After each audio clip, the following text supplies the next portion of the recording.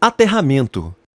Um dos objetivos do aterramento de uma instalação pode ser direcionar possíveis correntes de fuga para a terra, protegendo as pessoas e preservando os equipamentos. O aterramento fornece um caminho em paralelo para a terra, de menor resistência. Sabemos que a terra tem menor potencial. Logo, a corrente tende a ir para a terra e passará pelo caminho que oferecer menor resistência, que é pelo ramo do aterramento. Podemos afirmar, então, que quanto menor for o valor da resistência de aterramento, melhor ele será. De acordo com a norma NBR 5410, o valor máximo da resistência de aterramento é 3 ohms. O aparelho utilizado para medir a resistência de aterramento é o terrômetro.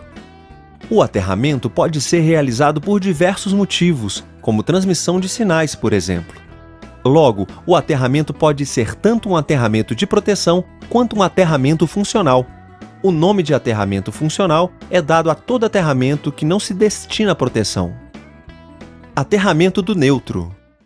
Quando a concessionária de energia fornece a alimentação em baixa tensão, o neutro é aterrado.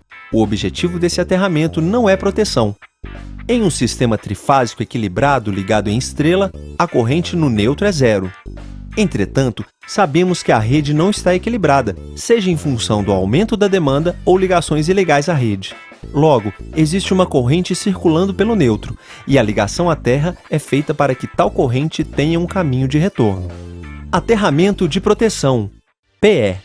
A proteção contra choques elétricos por contato indireto, quando uma pessoa toca uma massa que não deveria estar energizada, mas está, é conferida em parte pelo equipamento e em parte pela instalação, pois muitas vezes a instalação possui um condutor de proteção. Entretanto, o equipamento não o possui. Em outros casos, o equipamento possui e a instalação não. A proteção só é efetiva se o equipamento possuir um condutor destinado à proteção, ou disponibilizar alguma forma para ligação, e este condutor estiver conectado à terra através de uma resistência que se aproxime de zero. A seção mínima dos condutores de proteção deve seguir as recomendações da NBR 5410. Segundo a norma para circuitos onde os condutores de fase tenham seção de até 16 mm², o condutor de proteção deve ter a mesma seção. Para os casos em que os condutores de fase tenham entre 16 e 35 mm², deve ser utilizado o condutor de 16 mm². Para condutores de fase maiores do que 35 mm², o condutor de proteção deve ter a metade da seção do condutor de fase. Ainda, de acordo com a NBR 5410, os condutores de proteção devem ser exclusivamente verdes ou verdes e amarelos. Em um circuito funcionando em perfeitas condições, sem corrente de fuga, não existirá corrente elétrica no condutor de proteção. Entretanto, deve-se ter cuidado com essa afirmação, pois caso haja corrente de fuga, ela passará pelo condutor de proteção.